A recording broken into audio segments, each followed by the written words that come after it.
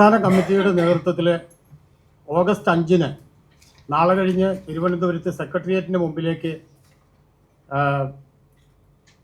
മാർച്ചും ധരണയും നടക്കുകയാണ്. നമ്മുടെ രക്തസാക്ഷി മണ്ഡപത്തിൽ നിന്ന് വന്നിറങ്ങി മാർച്ചായി സെക്രട്ടേറിയറ്റിന് മുമ്പിലെത്തി ധർണ നടത്തുകയാണ്.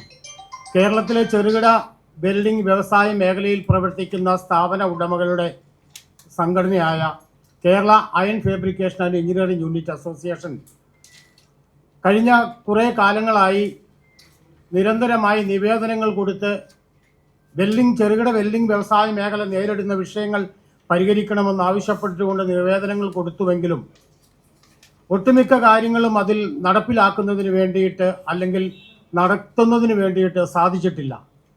അങ്ങനെ വന്ന സാഹചര്യത്തിലാണ് ഒരു ധരണയിലേക്ക് ഞങ്ങൾ നീങ്ങേണ്ടി വന്നിരിക്കുന്നത്. കേരളത്തിലെ 14 ജില്ലകളിൽ നിന്നുള്ള പ്രതിനിധികളെ പങ്കെടുപ്പിച്ചുകൊണ്ട് നടത്തുന്ന ധരണ മുൻ സിവിൽ സപ്ലൈസ് വകുപ്പ് മന്ത്രി ബഹുമാനായ GR അനിൽ MLA ഉദ്ഘാടനം ചെയ്യുകയും അതോടൊപ്പം തന്നെ ബഹുമാനായ V മുരളീധരൻ MLA അഭിവാദ്യങ്ങൾ അർപ്പിച്ച് സംസാരിക്കുകയും ചെയ്യും.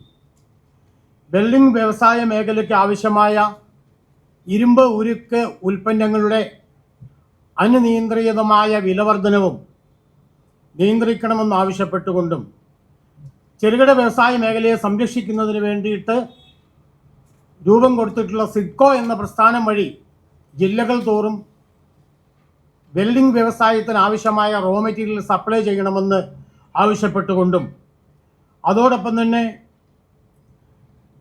വെൽഡിംഗ് വ്യവസായ മേഖലയ്ക്ക് ഏറ്റവും കൂടുതൽ അത്യാവശ്യമായി വരുന്ന വൈദ്യുതിയുടെ വിലവർധനവ് ഇടയ്ക്കിടയ്ക്ക് ഉണ്ടാവുമ്പോൾ ചെറുകിട വെൽഡിംഗ് സ്ഥാപനങ്ങളെ ആ വൈദ്യുതിയുടെ വിലവർധനവിൽ നിന്ന് ഒഴിവാക്കി തരണമെന്നും അതോടൊപ്പം ഉപയോഗിക്കാത്ത കറണ്ടിന് മേടിക്കുന്ന ഫിക്സഡ് ചാർജ് എന്ന സമ്പ്രദായം ഈ മേഖലയിൽ അവസാനിപ്പിക്കണമെന്നും ആവശ്യപ്പെട്ടുകൊണ്ടും വിവിധ സർക്കാർ വകുപ്പുകൾക്ക് വരുന്ന വെൽഡിംഗ് ജോലികൾ ലൈസൻസ് ഉള്ള സ്ഥാപനങ്ങൾക്ക് മാത്രമായി നിജപ്പെടുത്തണമെന്ന് ആവശ്യപ്പെട്ടുകൊണ്ടും അതോടൊപ്പം തന്നെ വെൽഡിംഗ് ജോലികൾ ചെയ്യുന്നതിന് വേണ്ടി KSEB വൈദ്യുതി ലഭ്യമാക്കുമ്പോൾ അത് ലൈസൻസ് ഉള്ള സ്ഥാപനങ്ങൾക്ക് മാത്രമായിട്ട് നൽകണമെന്നും വെൽഡിംഗ് സ്ഥാപന ഉടമകൾക്കും അതോടൊപ്പം തൊഴിലാളികൾക്കും ഇൻഷുറൻസ് ക്ഷേമനിധി ലഭ്യമാക്കണമെന്ന് ആവശ്യപ്പെട്ടുകൊണ്ടുമാണ്